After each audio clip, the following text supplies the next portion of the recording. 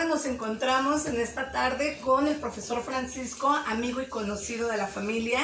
Me va a ayudar el producto de entrega de la profesora Mónica de la Universidad Pedagógica Nacional, Unidad 094 Centro. Profesor Francisco, ¿te puedes presentar ante nuestro público, por favor? Claro que sí. Mi nombre es Francisco González Hermenegildo. Soy licenciado en Educación Física, maestro en Ciencias del Deporte y doctorante en Ciencias de la Familia.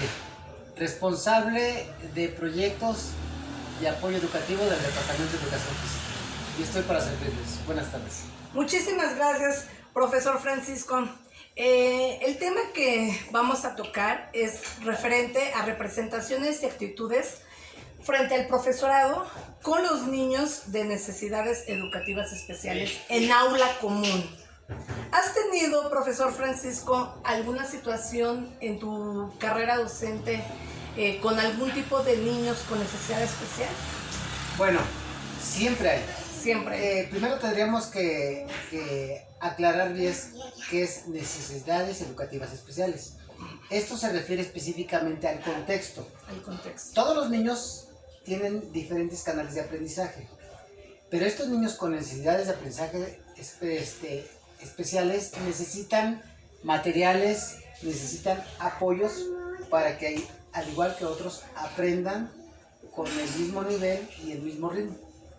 Quiere decir que sí se puede. Un niño con cierta discapacidad puede alcanzar el mismo objetivo que un niño regular. Claro, siempre y cuando el maestro tenga siempre esa disposición para crear los ambientes de aprendizaje. Es el éxito.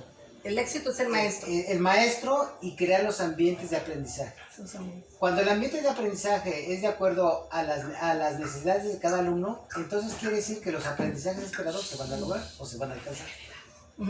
Pero, profesor Francisco, nosotros nos encontramos con que hay escuelas de formadores, de maestros formadores, en donde no tienen esta parte del conocimiento.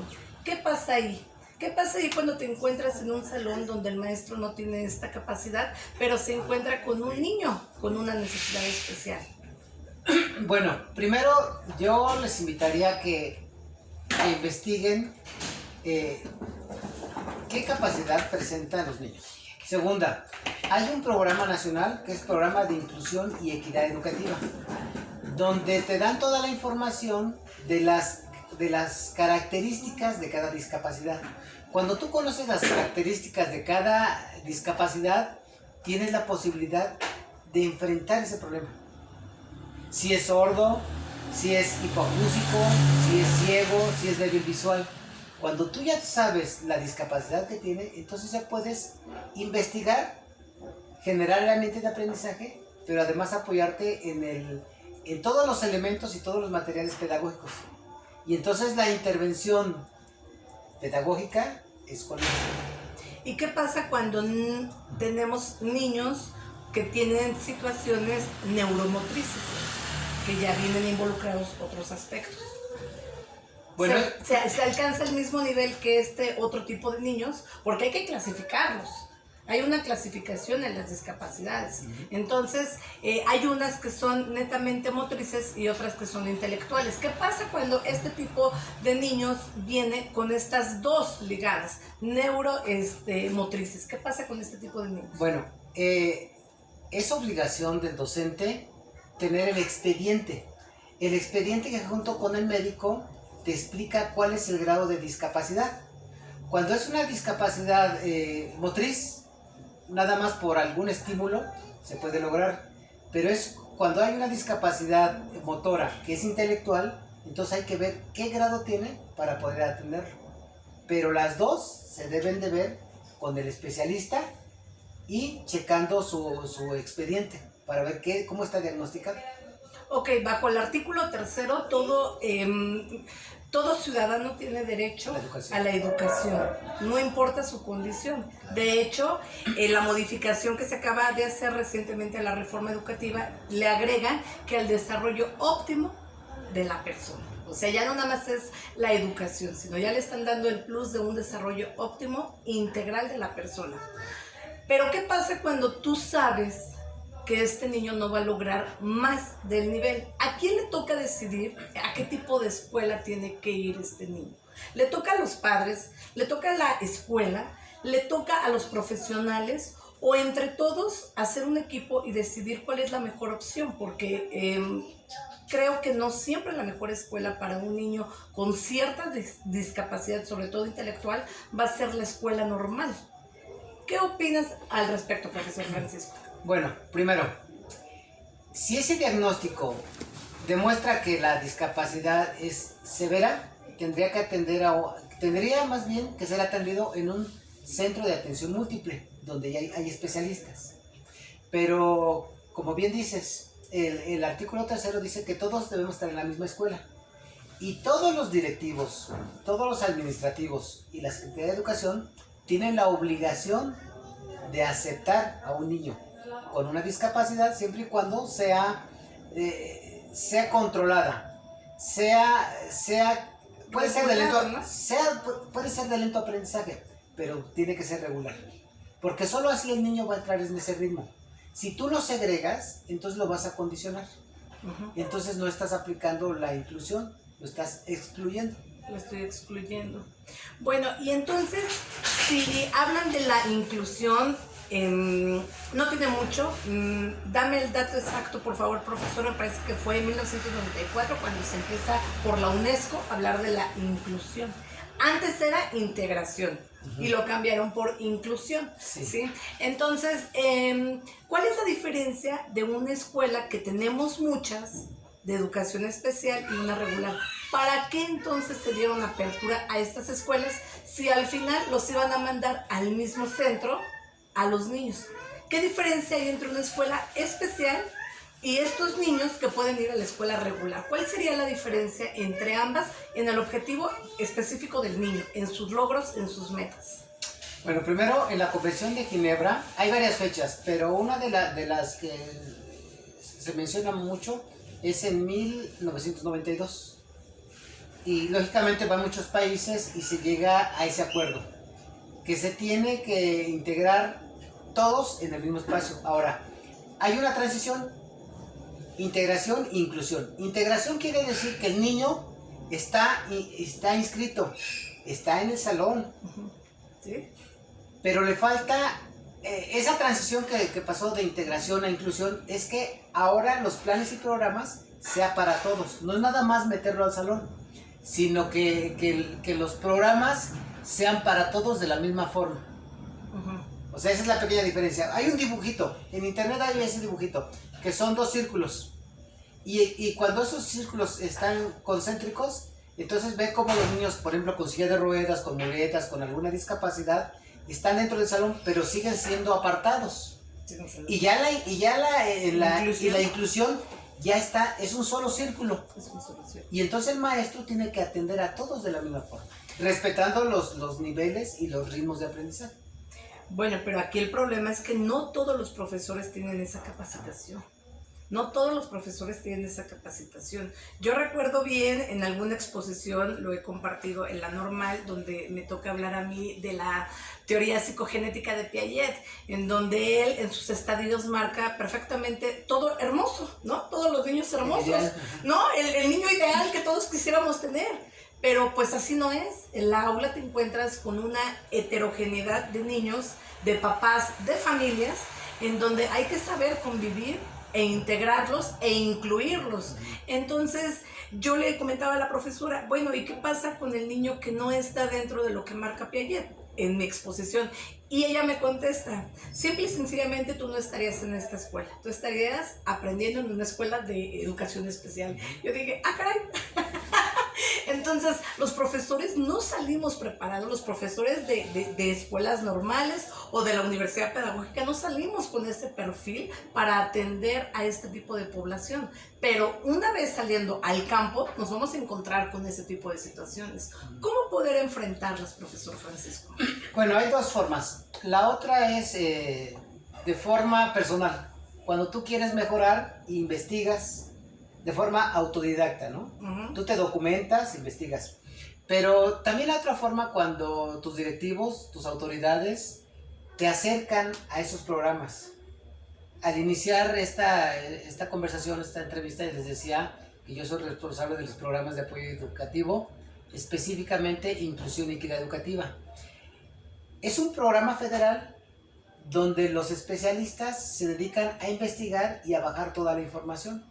Eso nos facilita la atención, porque ya, como decía hace rato, ya te dicen las características de cada discapacidad. Además te dan un menú de opciones que tú puedes aplicar para estos niños. O sea, esa es la ventaja.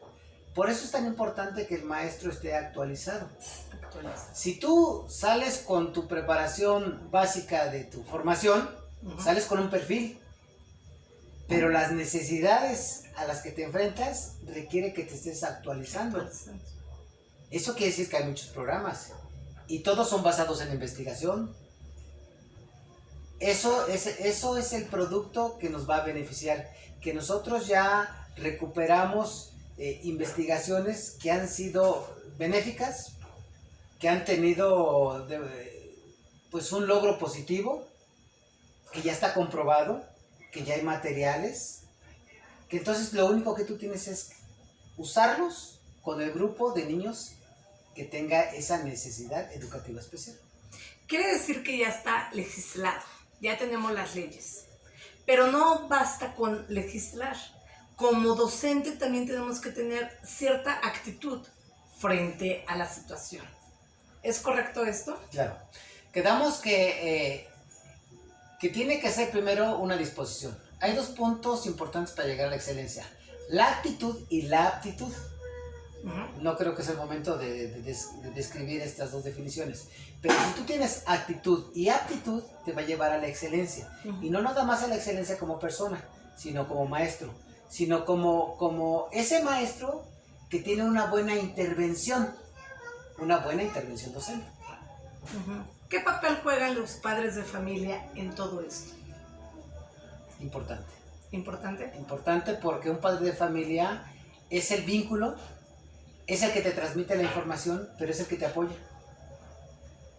Si el padre de familia tiene la apertura de que tú muchas veces experimentes de forma positiva con el hijo, hay mucho porcentaje a favor de beneficiar. Pero si el padre de familia se cierra a que el niño no experimente, difícilmente va a lograr avance. Entonces, muchos padres de familia están informados, muchos, pero también muchos se niegan a aceptar a un niño con una discapacidad, muchas veces lo ocultan. Entonces, mientras menos información tengan, es mejor. Entonces, hay padres de familia que no saben nada, y esa es su barrera. Esa es una forma de poner una barrera para no aceptar a su hijo.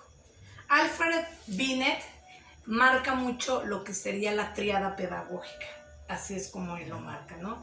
En donde está padres de familia, el alumno y todo lo que concierne a la escuela, lo que es el sistema, lo que es lo administrativo y lo que es el docente. Pero, profesor, decías algo muy importante, muchas veces los padres no lo aceptan, ¿no? Y bueno, hay algo que es lo visible, las características físicas que se pueden ver, pero hay situaciones que no se pueden ver y también son deficiencias. Entonces, ¿cómo podemos hacerle? Porque bueno, un niño con discapacidad motriz fácil lo detectamos. Un niño con Down fácil lo detectamos porque sus características y rasgos físicos nos están hablando. Pero ¿qué pasa con aquel niño que físicamente pasa por normal, pero intelectualmente trae 1,000,000 de cosas? Porque hay muchísimas cosas, muchísimos trastornos que tenemos y que bueno, todos no están ni definidos, ni canalizados, ni hay como que una situación para ellos. ¿Qué pasa con este tipo de población que físicamente pasa como normal, pero que adentro de sus cabezas hay algo? ¿Cómo podemos abordar esta situación desde el profesorado? En el Estado de México hay un examen de diagnóstico. Cuando el maestro inicia el ciclo escolar, es apoyado por un psicólogo de USAER. Es la Unidad Nacional de Servicios a la Educación Regular, y es atendida por un psicólogo. Entonces, ellos tienen un examen de diagnóstico que te permite ver la clasificación donde está el alumno. No nada más el canal de aprendizaje, sino también entender y saber qué discapacidad presenta. Cuando el maestro responsable del grupo y el psicólogo tienen esa información, entonces con evidencias se las pueden presentar al padre de familia, pero además justificar por qué van a utilizar materiales diferentes, por qué van a utilizar más tiempo, por qué van a necesitar la presencia del padre, por qué van a estar la presencia de un psicólogo en la clase. En la actualidad, todas las evidencias tienen que justificarse, ¿sí?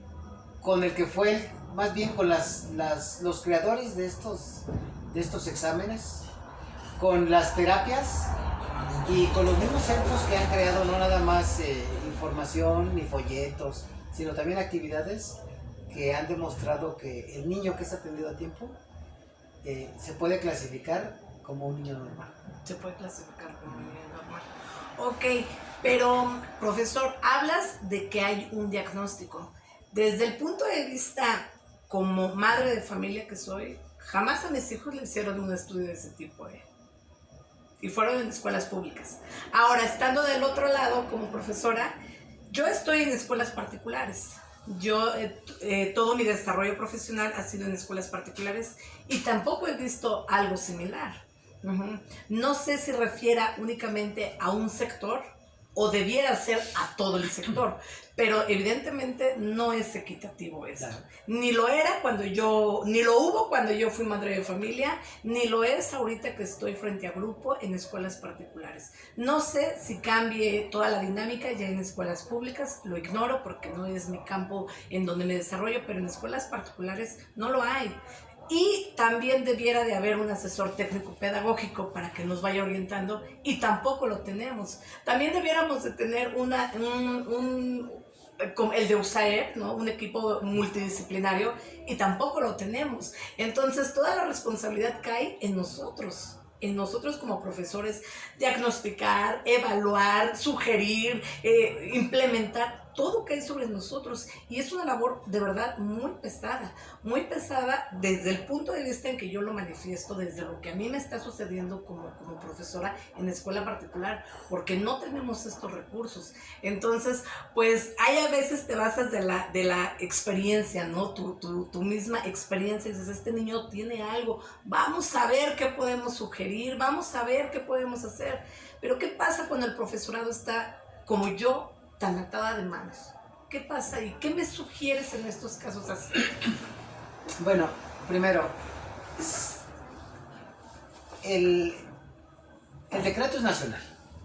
Definitivamente esta aplicación a veces se regionaliza y depende mucho de las autoridades. Si la autoridad se interesa, yo pongo el ejemplo del Estado de México, porque por ejemplo ya ahorita es secretaria, la Secretaría de Educación, ella decidió y pidió que se aplique ese examen diagnóstico. Siempre hay algún director, algún supervisor, siempre hay alguna autoridad que piensa que es más trabajo y rechaza. Pero bien acabas de decir, el maestro tiene que ser todólogo. Todólogo porque tiene, además de ver su intervención docente y preparar materiales, tiene que ver qué problema tiene el niño y hablar con la mamá, hablar con los alumnos. Esa parte se va a modificar de acuerdo al interés de ese trinomio. El alumno, el padre de familia y el maestro. Pero te voy a recordar algo muy importante. Esto no lo vemos porque es una necesidad. Pero también hay otro examen que se llama aptitudes sobresalientes. Y no nada más es en la parte intelectual, sino en la parte motriz. Y por ejemplo, en la parte intelectual es cuando el niño con aptitudes sobresalientes va en primer año y lo pueden promover a tercero, o va en segundo y lo pueden promover a cuarto, si le hacen este examen. Ahí sí le interesa al padre de familia. Y él mismo lleva los papeles, porque le interesa. Porque además las dos gestiones son personales. Y ahí te va la otra cosa. En el aspecto deportivo también. Si el niño muestra aptitudes sobresalientes en un deporte, el padre es el responsable de llevarlo a un centro, como aquí en CENAR, ¿no? Centro Nacional de Alto Rendimiento. Pero él lo tiene que llevar. Pero lógicamente, ahí el interés del padre es que demostrar a toda la comunidad, que él tiene un hijo sobresaliente.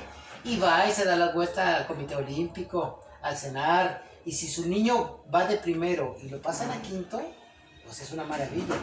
En cambio, cuando hay una necesidad por alguna debilidad, ¿sí?, por alguna discapacidad, entonces ¿No responden así? no responden. Lo que quieren es ocultar. Lo que quieren es ocultar. Hablabas ahorita de niños sobresalientes. ¿Este tipo de niños también entra dentro de las necesidades educativas especiales? Todos tenemos necesidades educativas especiales. El mismo docente tiene necesidades educativas especiales. Es el mismo que está condicionado por el contexto. Hay niños que a lo mejor aprenden nada más con el pizarrón y el GIS. Pero una necesidad educativa es, por ejemplo, una pantalla, una mampara, hacer figuras o imágenes en un arenero, ir al bosque, trabajar con la naturaleza muerta. O sea, todas las necesidades van a hacer que a ti se te facilite el aprendizaje, no que sea un obstáculo. La necesidad educativa te va a facilitar. ¿Sí? Eso debe de quedar muy claro. No es una barrera. No hablemos de barreras. Aquí no vamos a hablar de barreras, sino cada contexto tiene necesidades educativas especiales para aprender. Los de la ciudad aprenden de una forma con los de provincia. ¿Sí? Los pequeños con los medianos o los grandes también tienen otros ritmos de aprendizaje. Pero no podemos, eso sí, no podemos etiquetarlos. Los niños no los vas a etiquetar. Tenemos que ya romper paradigmas como la fila de los burros, de los inteligentes y los excelsos, ¿no? No. Ni los buenos adelante y los malos atrás. Entonces se está rompiendo ese paradigma. Eso está mal visto, que el maestro, el padre de familia, el director, la sociedad te etiquete. Porque una etiqueta a un niño le queda para toda la vida y en lugar de ayudarle, le va a perder. Pero muchas veces esta etiqueta es puesta por el mismo profesorado, ¿no? Por el mismo profesorado y deja en evidencia su actuar pedagógico, ¿no? Donde no hay equidad entre los niños, ¿no? Todos quisiéramos, te decía, el caso de Piaget, ese niño sobresaliente que todos quisiéramos ese tipo de alumnos, pero pues no es así. Y cuando llegas a una aula heterogénea, pues muchas veces es el profesorado quien hace esas etiquetas, ¿no?